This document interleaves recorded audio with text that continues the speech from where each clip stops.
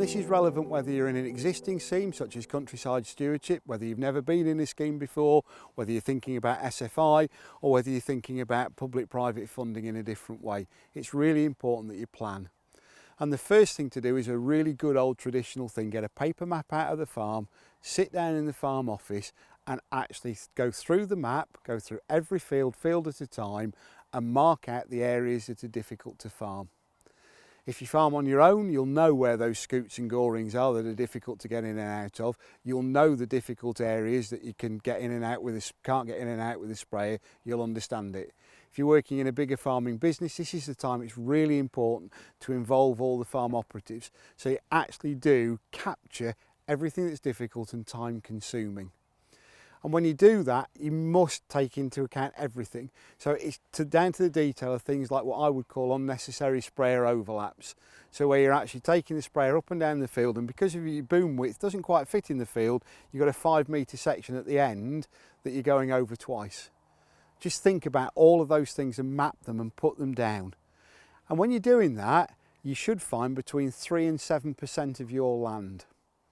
If you haven't found 3%, go back and do it again. You haven't looked hard enough.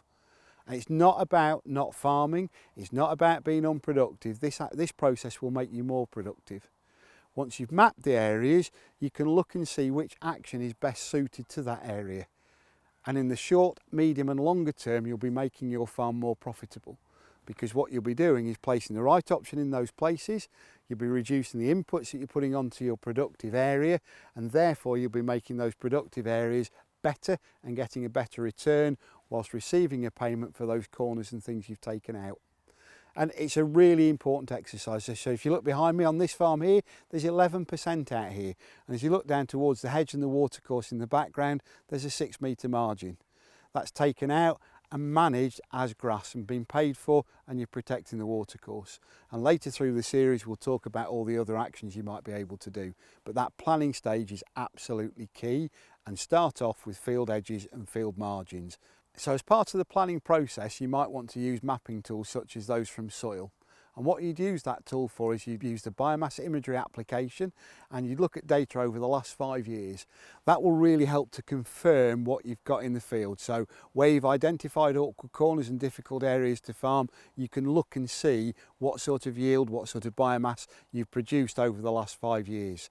This will also lead into looking at how you manage those larger in-field areas. The last few bits to think about when you're putting your plan together is who's going to do the work. Don't forget, some of these measures are time consuming. You're being paid for a reason to do another action. Have you got the right equipment? Have you got the right drill? Will you be able to mow it at the right time of year? Does it work for you? Can you establish it at the right time? So really simple things like if you're going to establish wildflower margins, you need to be establishing those from the middle of August through to early September. You don't want to be combining a late spring wheat and therefore pushing that back and not getting the maximum benefit through establishment in early times. So it's really important that you consider the whole farm. Everybody's approach is going to be different. Everybody's going to do slightly different things. It needs to work for you. You need to be able to access the plots. You need to have the right kit. You need to have the right manpower. Don't be swayed by high-paying options and just going for those things. Make sure the option that you choose is right for you. The margin will then come and you'll maintain your profitability. And the final message from me is when you've decided to deliver these actions, make sure you deliver them well. So when you're talking about a cover crop, make sure it's drilled in a timely fashion. It's got the right species in to improve your soil health and improve your productivity from your spring crop. When you're growing a block of winter bird food, sow it at the right time of year, in the right soil conditions with the right soil temperatures, so it really does provide maximum amount of seed for farmland birds. If you're growing wildflowers and pollen and nectar, establish them at the right time of year. Don't forget to cut them all the way through the first year so you maximise what they're delivering.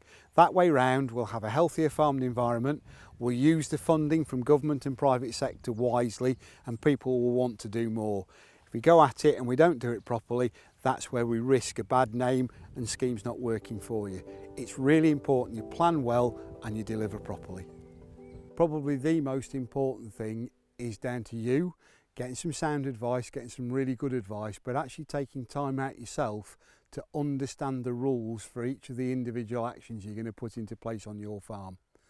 No matter how much I explain them to you or your advisor explains them to you, we're likely to miss a key bit in a discussion, or you might not hear it and pick it up.